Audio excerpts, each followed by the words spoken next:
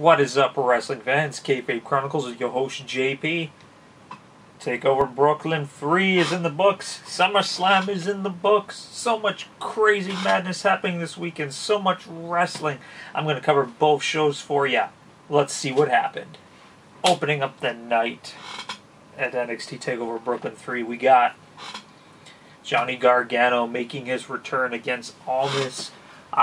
Great way to open up the show, in my opinion. Just absolutely just the right call. Johnny is so over. How do you get a crowd going? You freaking have the main guy come out right off the bat, get the crowd crapping their pants, all that stuff. His music hits, he comes down, everybody's just losing their mind. Almas comes out doing his stylish heel ways. Overall, this match, like, I can't even say anything bad about this match. Like, this match was just balls to the wall the entire time. Like, I'm just blown so much about it. Like, they were just hitting each other with, like, full impact moves, flipping over each other, jumping over each other. Just like the crowd was just eating it up every single time. Like, I love this match so much just because, like, Johnny Gargano is just one of those guys where, like, you know, if I'm standing next to him, I'm pretty much almost the same size as he is. Like, I'm not as, you know, I'm not all muscular like him, but, like, height-wise, weight-wise, I'm pretty close to him. Like, I can't even express how cool this match was. Like, there was just so much heat that Almas was creating, like, pulling cheap moves, so many hope spots between both of them. Like, one of them would hit high-impact stuff, another one would hit high-impact stuff. I really liked early on, there was, like, this really great segment where they were just pinning into a pin, into a pin, into a pin, and they all you know, kept kicking out. Johnny had this really cool slingshot DDT moment into, like, a suplex. It was really awesome. Just the Johnny wrestling chants were just huge. Like, you can tell just how over this guy is. Moment he had almost locked into the Gargano escape. Just pure upper body strength from almost managed to pick up Johnny and throw him into the turnbuckle, give him a good old buckle bomb. Match pretty much ends. Gargano gets almost down. He's setting him up for the finisher. Gets in the corner, getting ready to do the kick to the head. Selena Vega throws a DIY shirt at Johnny Gargano. Completely just like, whoa, what the hell? Like, you know, like, God distracts him. Almost hits like that STO DDT, real high impact move, and almost gets the win. Pretty shocking, because I predicted that Gargano was going to win, but when you look at it, I was talking to some of the other, like, wrestling reviewers. We all kind of agreed that it made a lot more sense for Almas to win, because, like, when Ciampa comes back, he's going to be pretty much like just trolling Gargano more, like, oh, look who keeps losing. I don't think Johnny's going to win any matches really until his fight with Ciampa, so it's just fuel to push that more. But just a phenomenal match. Like, I can't even explain how great it was. Great match, both guys. Just mind blown. Immediately following this, we have tag team champions. We got the Authors of Pain taking on Sanity. Great video package as always. I like NXT. WWE is really good at that. Authors of Pain come out. Really weird ring gear. They had, like, bright green pants and, like, these Ninja Turtle reptile looking masks. It was a little weird. Before the match starts, though, like, it's supposed to be Dane and Wolf taking on the Authors of Pain, but Eric Young much confronts Killian Dane and says, no, this is, I want this match. So Dane accepts, he leaves. There's nothing against the rules because the match never actually took place. Bell never rang, so it can be any two people before the bell rings, essentially. Oof. Holy crap, this match was just awesome. Like, Eric Young, I've been watching him for years, and he still puts on an amazing show. Like, it's funny because he's, like, the smallest guy in the ring between the four of them, but he's still just pulling up awesome power moves. Match pretty much starts off, and they're just kicking each other's ass. Bell hasn't even rung yet, and they're just like, yeah, just beating the shit out of each other. Oh, so good. So good. A lot of great double teams between a lot of good high impact stuff. So, like, the Authors of Pain are outside the ring. Eric Young runs, does a suicide dive. Wolf runs, does a suicide dive. Nikki Cross runs in the ring. She's like, you know, screw this. She tears off her, like, vest. She's gonna run and do a suicide dive. but Paul Ellering comes in the ring and kind of stops her. The referee comes in to break them up, pushes Paul Ellering out of the ring, but Nikki Cross jumps onto the top turnbuckle. She jumps off the rope. One of the Authors of Pain catches her, and he's going to like body slam her, but no. Killian Dane freaking spears Nikki Cross and the Author of Pain through a table. And then during all this commotion, there's just bodies scattered everywhere. Sanity hits their finisher, and we have new tag team champions. Sanity takes it. Just so much bloodshed in this match. Like we're only 2 matches in, and I've already like wet myself with just pure amazement. Just such a good match. But yeah, really glad Sanity took the belts. I know Authors of Pain are moving up to the main roster after this, hands down. Right after the match, though, like Sanity's celebrating, and friggin' Bobby Fish and Kyle O'Reilly come in, just red dragging the crap out of everybody, just kick everybody's ass. They pick up the NXT titles and they kind of stare, so it's good foreshadowing of things to come. Immediately following that, we have Alistair Black taking on Hideo Itami. Just 2 of the hardest strikers, without a doubt, on the current roster. Just these guys just beat the living crap out of each other. And that was pretty much what this match was just strike after strike after strike after strike after strike. I'm pretty sure, I'm amazed that they didn't knock each other out. Hideo had a lot of really cool grapples, a lot of cool high impact moves. Alistair Black at some point got his nose busted open, which was really cool. There's blood everywhere. Really good storytelling in this match. It was a little bit slower paced compared to the other matches, but that's their styles. They're more not really flips and all that kind of stuff. They're more just pure out strikes. Hideo Itami tries to go for the go to sleep. Alistair Black counters it, manages. Hideo Itami kind of flips out on there. He's like, what are you doing? That's, blah blah. Alistair Black just hits him with the black mass, gets the 3 count. Alistair Black wins this match.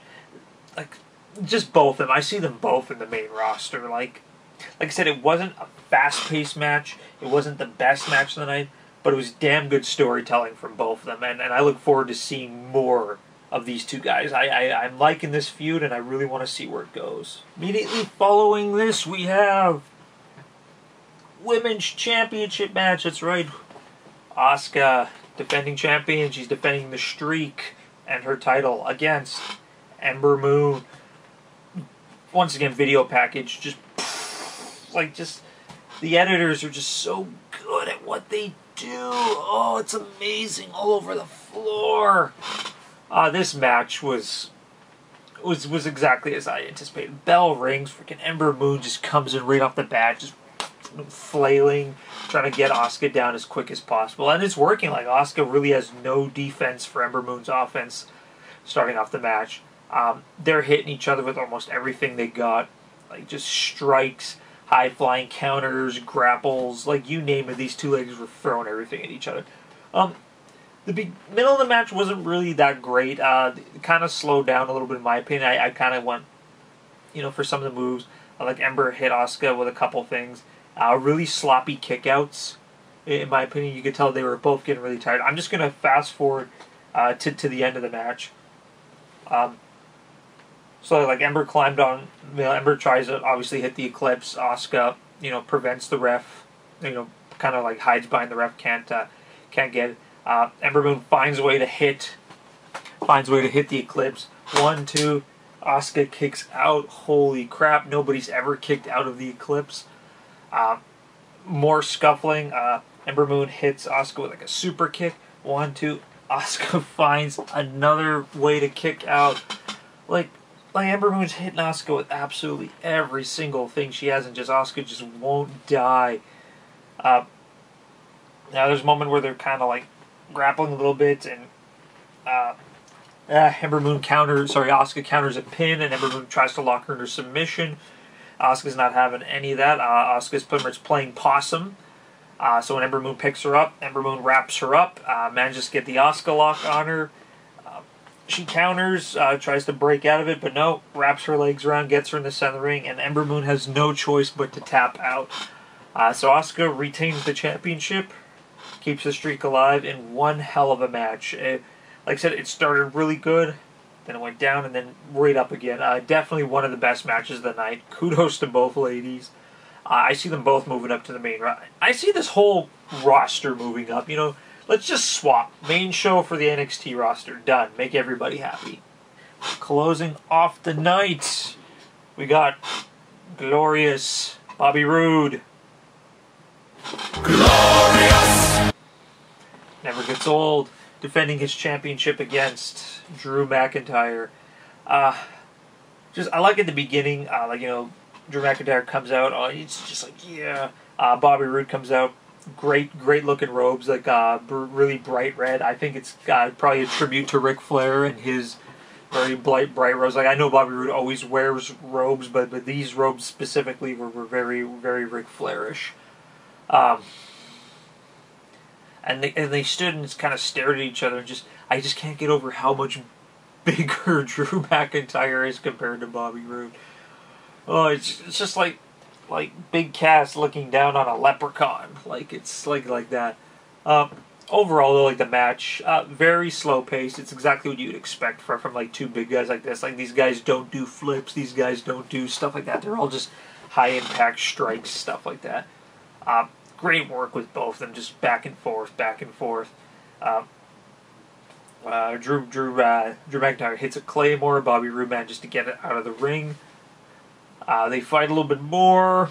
Bobby Roode hits a glorious DDT, picks him up, tries to hit another glorious DDT. Unfortunately, Drew's not having any of that. Drew hits him with the Claymore, and we have a new champion. That's right, 1, 2, 3. The glorious title reign is done, and Drew is your new champion. Why? Because Bobby's moving up to the main roster. Hands down. It's a good way for Bobby Roode to go out. I look forward to seeing his glorious on the big show. Match, of course, is over. Drew's standing there with the title. Bobby Fish and Kyle O'Reilly come in. Now, you already know something's up because you see the audience losing their mind in the background. Okay, well, obviously Adam Cole's going to come in, and sure enough, Drew McIntyre turns around. Oh, there's Adam Cole. Hits him with a super kick. All three of them beat down Drew. Adam Cole stands there, lifts up the title. Fade to black. I know I kind of zipped through this pay-per-view, but since I'm doing 2 shows here, I'm really trying to keep it really quick, short, and simple. I don't want to go 40 minutes like my WrestleMania review. But how do you compete with this show? All 5 matches were just the entire time I'm watching something SummerSlam, you guys got to pull a miracle out of your ass to compete with this. But yeah, best takeover Brooklyn, hands down. Every match was sexy. Every match was amazing. I'm probably going to watch it 10,000 more times just so I can relive it. But yeah, A+, all the way. Great pay-per-view. And now we head on to SummerSlam. That's right, opening off SummerSlam. We got John Cena taking on Baron Corbin. This match itself, a little weird. Baron Corbin, him losing his briefcase kind of buried him a little bit. So all we're thinking is, Baron Corbin really has to win this match to regain any credibility he had. John Cena comes out to his usual John Cena sucks chants. Baron Corbin comes out, everyone's cheering, "Where's your briefcase?" Whole match is just boo Cena, boo Corbin. Overall, it really wasn't that great of a match. It was pretty basic. Baron Corbin looked somewhat decent. He pulled a lot of his decent moves. Got deep 6 in. He had a really cool thing where he ran into the ring after John Cena missed a move and lifted him this one-armed. It was like a choke slam rock bottom. He must have lifted John Cena up 10 feet in the air. That was pretty cool. Threw him down. Match ends where John Cena gets the AA, hits Baron Corbin and wins. So congratulations, WWE. You've pretty much buried Baron Corbin beyond recognition. Whatever. Just on to the next match. Coming up next, we got the SmackDown Women's Championship between Naomi defending against the Queen. That's right. One of my favorites, Natalya. That's right, all you haters. I like Natalya. What? all I can ever imagine when like Naomi runs down the ramp when she does her dance is like she's gonna tear her knee pads off one of these days when she does that slide. Overall, like the match was pretty cool. Like like the entire time I'm thinking like whatever they're fighting, they're be-do, Carmella's gonna cash in. But as the match started getting going, like I was actually really enjoying some stuff. Like Naomi hit a really cool blockbuster off the ring, off the stairs onto Natalya, right onto the concrete. That was a pretty cool spot. One thing that kind of bugged me though was like every time Natalya would do something, and like Naomi would like kick out or not something, like she would start yelling at the ref, and the referee's like, back up, I'm doing my job, I'm doing my job. I was thinking like we need to make a drinking game here. Like every single time the referee says I'm doing my job, take a shot. Like I must have counted that like at least 7 times that the ref said that. Lot of great match stuff. Match pretty much comes near the end. Like she tries to lock Natalya into like that weird like Rings of Saturn kind of submission. Natalya gets her into the sharpshooter. Like it's in the center of the ring if you think it's gonna happen, but then like Naomi manages to flip Natalya and into the turnbuckle. So I'm thinking, okay, great, here it comes. Naomi jumps on the top, does a split-legged moonsault. Natalya counters with the knees, gets her into the sharpshooter, pulls her to the center ring, and Naomi taps. Oh, so good. Natalya is our new SmackDown's Women's Champion, and I've been waiting for this for so long. Like, she's been in the company for so many years, and she never got any love, any cred, and it felt so good to see her finally get what she's so rightfully deserving. And then I'm thinking, alright, here comes Carmella, and Carmella's music didn't hit. It faded to black, and I was like, what? So all I'm thinking is, Natty, get on a plane and get out of there. Get out of there. This is your night. But yeah, Natalya, new SmackDown Women's Champion. So here's hoping for a while. Coming up next, we have Big Show versus Cass in a shark cage match. Enzo comes out, does a ridiculous promo that nobody cares about. Audience is not having any. Audience is just booing the living crap out of it. You want to know why SummerSlam is 4 hours? Because Enzo talks for a good 2 of them. Cass comes out, nobody cheers. Big Show comes out, nobody cheers. They lock Enzo in the cage, goes up, and just like the entire match, just Enzo's just talking shit to the Big Show and talking shit to Cass. I'm just like, shut the hell up, Enzo. Nobody cares. Near the end of the match, Enzo tries to escape the cage. He can't fit through the bar, so he rips off his clothes, pulls out a bottle of oil, because everyone has that hiding in their shorts, coats himself, escapes the cage, and it's like, oh, Big Cass is getting... No, Big Cass just beats the shit out of Enzo. And then he big boots Big Show in the face, big boots Big Show in the face again, hits him with the Empire Elbow. Match is over. Feud is hopefully over. Big Cass better be going backstage and wonder how the hell he got booked into this garbage. But yeah, just please stop this feud now. Coming up next, we have Rusev taking on Randy Orton.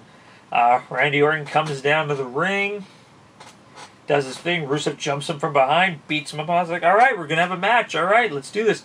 Bell rings, and it's done. RKO out of nowhere. Congratulations, WWE. You've now buried Rusev as well. Immediately following that, we have the Raw Women's Championship. We got Alexa Bliss, champion, defending against Sasha. This match was exactly how people wanted. It's funny because, prior to the match, Bayley meets up with Sasha backstage. She gets booed like crazy, as we know what's going on. Sasha makes her way to the ring. When they announce her name, she gets booed. What is up, Brooklyn? Last year, you guys loved both of them. The year before that, you loved both of them. Why all the hate?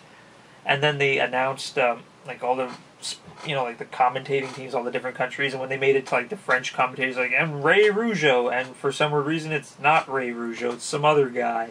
Way to go, Michael Cole. Way to check your notes. But the match itself was pretty decent. Alexa looked really good. She had a lot of really cool moves in there. She had she had this really cool, like, flip double knees into a moonsault in another cover, which was really neat. The match itself, though, was pretty decent. Alexa threw Sasha out at one point. Sasha bangs her shoulder up. The referee's counting. Sasha manages to make it in just before the 10 count.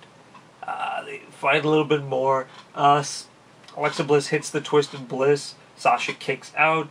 Alexa has a little temper tantrum as usual, and she gets locked into the bank statement, and she taps out center of the ring. So we have a new we have a new Raw Women's Champion, Sasha Banks. Didn't see that coming. Bayley heel turn. Coming up next, we have Bray Wyatt taking on Finn Balor as the Demon.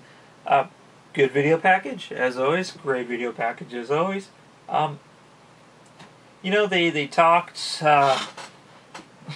overall, like the match, we all knew what was going to happen. Finn gets a huge ovation as the Demon King. Of course, Bray's trying to do all the mind games. It's not working because Finn is now the new king of mind games. Bray had a couple decent spots, but this is pretty much all Finn. Bray does that creepy little spider thing at the end, but Bray's not having any of that. Spooks the crap out of Bray Wyatt. Sorry, Finn's not having any of that. See, I'm not even enthralled about this pay-per-view. He hits him with the coup de grace and wins.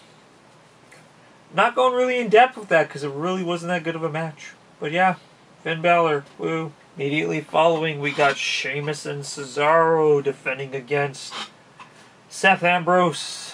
Seth Ambrose, that's their new name. Match starts. Seth had really cool ring gear. I'll give him that. Like Seth Rollins always has like the best ring gear. Pretty early on in the match, though, Dean gets kicked outside the ring, so he's pretty much out. Dean gets kicked, yeah, and so Seth's pretty much trying to do it all by himself. He's getting double teamed like crazy. They're hitting each other with pretty much everything that they got. A lot of good double teams back and forth between both teams. A lot of good close falls, a lot of hope spots, a lot of hot tags. It was exactly as you expected, between the two. Going ahead, near the end, Sheamus catches Dean in the giant swing, puts him into the sharpshooter, doesn't tap out. Puts him into a crossface, doesn't tap out. He gets hit, gets pinned, won't kick out. Dean Ambrose will not die here. Seth Rollins manages to get back into the ring, gets Cesaro out, does a running knee into Sheamus. Sheamus gets hit with the dirty deeds, and we have a new champions. That's right, 1, 2, 3. The Shield reunion have won the tag team titles. Good match. It was actually nice to finally have a decent match, and I was like, alright, we can do this. Maybe there is some hope for this pay-per-view. Immediately following that, we have the U.S. Championship between defending champion AJ Styles taking on Kevin Owens with Shane O'Mac as the referee. Video package, but as predicted, this match is exactly as you thought. Shane's trying to call it down the line, be as neutral as humanly possible, and he just can't do it. There's moments where he's trying to be fair, but then each guy keeps getting into his face, or something happens where he gets knocked out of the ring. Key example, Shane O'Mac gets knocked down, he's out of the ring. AJ gets Kevin Owens into the calf crusher, he's tapping out. Obviously, Shane doesn't see it. Another moment is Shane's checking on Kevin Owens to see if he's okay. He gets hit by the 450 splash. Another moment was Shane knocked out. Kevin Owens hits AJ Styles with a pop-up powerbomb. 1, 2. 1, 2. AJ gets his foot on the rope. The referee, Shane O'Mac's no, there's only 2 count. Freaking Kevin Owens gets in his face. They start scuffling, pushing each other. AJ Styles manages to roll up Kevin Owens, hits him with a Styles Clash. 1, 2, 3. AJ wins and retains the title. There was a lot more in this match, but like I said, trying to keep it quick, just getting to the main points, but definitely one of the best matches of the night. Coming near the end, it's just taken off. It's taken off. I'm glad that this feud's going separate ways. Like AJ's gonna stay, obviously, with the U.S. title, and Kevin Owens might end up, going for a bigger belt. Who knows? But yeah, great match. It's exactly as I saw it in my mind. Immediately following this, we have World Championship time. That's right. We got Jinder Mahal defending against Shinsuke Nakamura. Just the battle of the openings. Just crowd loves it. Crowd always eats that stuff up. Overall, I was expecting this to really be a squash match with Shinsuke winning like that. Just push Jinder off of his little high horse.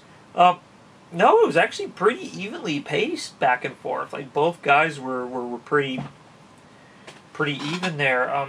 Singh brothers just kept getting in there, kept interfering as usual. It's exactly how you envisioned it at the end. Since it wasn't a squash match, I was thinking, okay, well, Jinder's probably going to win. And sure enough, that's exactly what happened. The Singh brothers kept getting in there. Shinsuke hits them both with a Kinshasa, tries to Kinshasa Jinder Mahal. Jinder gets him with a Colossus. 1, 2, 3. Jinder retains the championship. Why? Who knows? I'm so confused right now with the title picture on SmackDown. But you know what?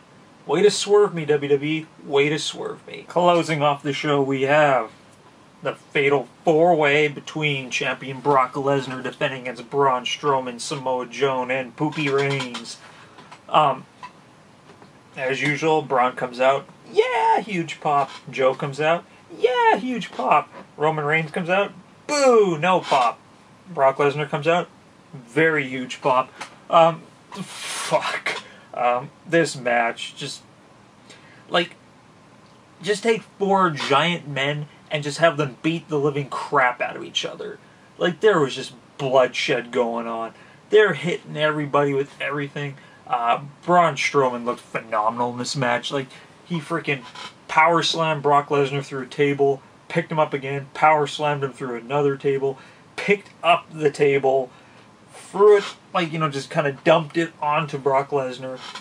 Refs, EMTs, all that crap comes in. They load Brock Lesnar onto a stretcher, take him out.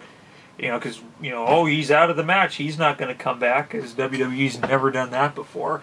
That was my one beef with this entire match. But other than that, like Joe was hitting the coquina clutch on everybody.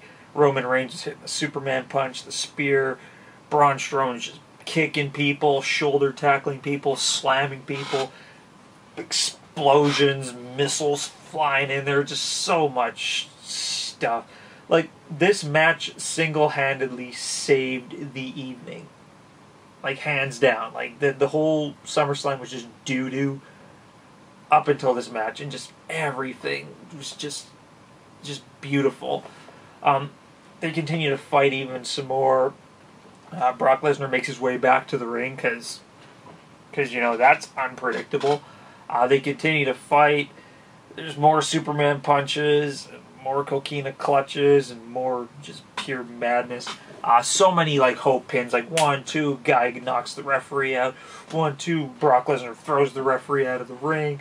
Like in the last minute alone, I have no idea who is gonna win this. Finally, Joe gets knocked out of the ring. Braun Strowman gets knocked out of the ring, so it's just Brock Lesnar and Poopy Reigns. Roman Reigns tries for a spear. He gets caught in the F5, and Brock retains. Wow. Match of the night, hands down. I knew that the Fatal 4-Way was going to be something special, and, it just made my bleh of this entire evening just feel so much better. Kudos to all 4 guys. That's how you book a big man match. Usually when you have, that many big guys in the match, it's just, derpity-doo, let's run into each other. But the fact that they brought in chairs and tables and freaking announce table and the steel steps and blood and just all that stuff. The audience was loving it the entire time. It was beautiful. Little sad Samoa Joe didn't win, but it was cool to see Brock retain. That was a good swerve there, a good expected. And I'm very glad that The Undertaker did not make an appearance, because when I read that rumor, I was going to fly to New York and be like, no, bad Undertaker, no. You're retired. Enjoy time with your family. And there you guys have it. What did you guys think about this weekend? Just wow. Wow, wow, wow, wow, wow. NXT Takeover, 2 thumbs up. SummerSlam, 2 thumbs down. Until the Fatal 4-Way. And then 1 thumb up for that. I can't give 2 because the entire night was just garbage except for that moment. Oh, and Natalya winning the belt. That was awesome too. But yeah, let me know what you guys think about this weekend in the comment section below. Crush that like button, and then always, always subscribe for more great videos. Follow us on Twitter using the 2 name tags below, and check out that Facebook page. I am so tired, and I apologize for the lack of energy for this review, but I just sat through 6 hours of SummerSlam and like 2 hours of NXT TakeOver, and I cleaned my house today, and it's just pure madness. But yeah, this is JP from KayFabe Chronicles, and I will see you guys next time.